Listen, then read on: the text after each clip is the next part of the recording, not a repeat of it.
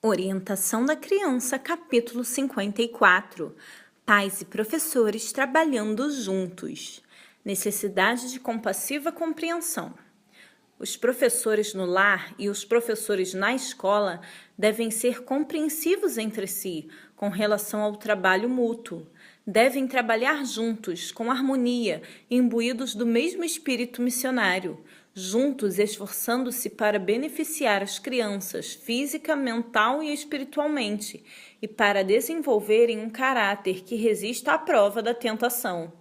Os pais devem se lembrar de que muito mais se realizará pela obra de nossa escola, se eles próprios se conscientizarem das vantagens que seus filhos obterão nessa escola e se unirem de todo o coração ao professor. Pela oração, paciência e compaixão, os pais podem desfazer muitos dos males causados pela impaciência e pela tolerância imprudente. Pais e professores devem empreender juntamente a obra, lembrando-se os primeiros de que serão auxiliados pela presença de um professor, fervoroso e temente a Deus. A desunião pode anular a boa influência. O espírito de desunião, nutrido no coração de alguns, se comunicará a outros e anulará a influência que a escola exerceria para o bem. A menos que os pais estejam prontos e ansiosos no sentido de cooperar com o professor para a salvação de seus filhos, não se encontram preparados para o estabelecimento de uma escola entre eles. O trabalho em equipe começa no lar. Esse trabalho de cooperação deve começar com o pai e a mãe na vida doméstica, no ensino de seus filhos. Eles têm uma responsabilidade conjunta e agir juntamente deve ser seu constante esforço. Que eles se entreguem a Deus, procurando dele auxílio para se ajudarem mutuamente. Ensinem os filhos a ser verdadeiros para com Deus, fiéis aos princípios e honestos para consigo mesmos e para com todos aqueles com quem entram em contato. Com tais ensinos, as crianças, quando mandadas à escola, não serão causa de perturbação ou ansiedade. Serão um apoio aos professores e um exemplo e estímulo aos colegas de estudo. As crianças levarão consigo para a escola a influência do ensino de vocês. Quando pais e professores consagrados trabalham em harmonia, o coração dos filhos é preparado para ter grande interesse pela obra de Deus na igreja.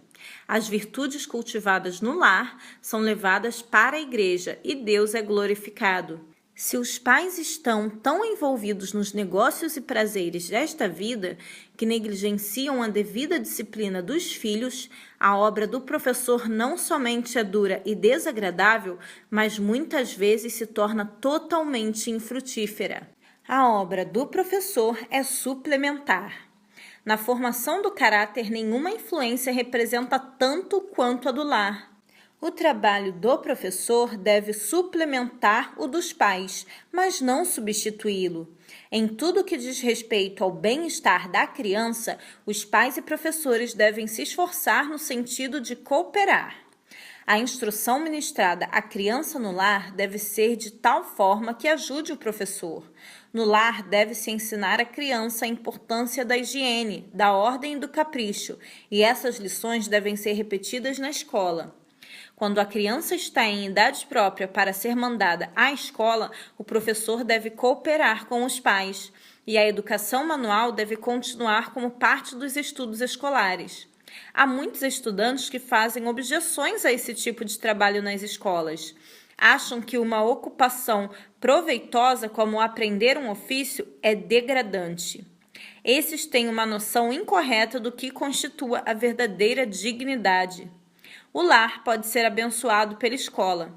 Se o professor trabalha de forma paciente, fervorosa e perseverante, segundo as normas de Cristo, a obra de reforma feita na escola pode estender-se aos lares das crianças, levando-lhes uma atmosfera mais pura, mais celestial.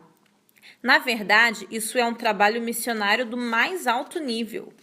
O professor, atento, encontrará muitas oportunidades de levar os alunos a praticar atos de serviço.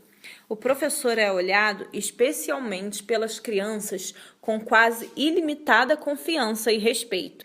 O que quer que ele possa sugerir como meio de auxílio em casa, fidelidade nas ocupações diárias e assistência aos doentes ou aos pobres, dificilmente poderá deixar de produzir fruto.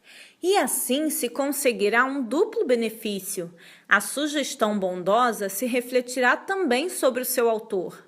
A gratidão e cooperação por parte dos pais suavizará as cargas do professor e iluminará o seu caminho. Os pais podem aliviar o trabalho dos professores. Se os pais desempenharem fielmente sua parte, a obra do professor será grandemente aliviada. Aumentarão sua esperança e ânimo. Os pais cujo coração está cheio do amor de Cristo evitarão a crítica e farão tudo ao seu alcance para animar e ajudar aquele que escolheram como professor de seus filhos. Estarão dispostos a crer que ele é tão cuidadoso em seu trabalho como eles.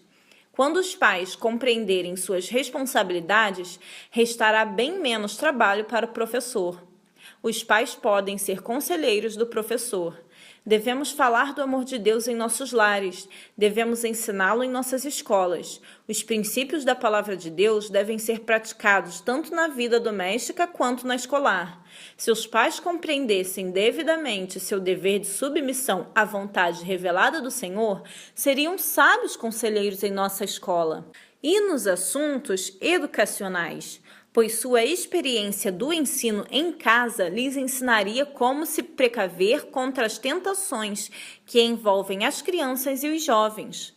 Pais e professores se tornariam, assim, cooperadores de Deus na obra de educar a juventude para o céu. Se o conhecimento dos pais quanto ao caráter dos filhos, assim como de suas peculiaridades físicas e seus defeitos, for comunicado ao professor, será um auxílio para ele. É lamentável que tantos deixem de reconhecer isso. Da parte da maioria dos pais, pouco interesse é demonstrado, seja para se informarem das qualificações do professor, seja para cooperarem com ele em sua obra. Os pais devem sentir que é seu dever cooperar com o professor, incentivar uma sábia disciplina e orar muito por aquele que está ensinando seus filhos. Os professores podem ser conselheiros dos pais. Visto que os pais raramente se familiarizam com o professor, é da maior importância que este procure se familiarizar com os pais. Deve visitar a casa de seus alunos e tomar conhecimento das influências e do ambiente em que vivem. Estando em contato pessoal com seu lar e sua vida, pode fortalecer os laços que o ligam a seus alunos e aprender como tratar com mais eficácia os vários tipos de temperamento. Interessando-se na educação do lar, o professor distribui um duplo benefício. Muitos pais, absorvidos nos trabalhos e preocupações, perdem de vista suas oportunidades de influenciar a vida de seus filhos para o bem. Muito poderá fazer esse professor para despertar esses pais para suas responsabilidades e privilégios. Encontrará outros a quem o senso de sua responsabilidade é um grande peso, de tão ansiosos que estão para que seus filhos se tornem homens e mulheres bons e úteis. Frequentemente, o professor pode auxiliar esses pais a suportar esse peso e, aconselhando-se mutuamente, professores e pais se animarão e se fortalecerão.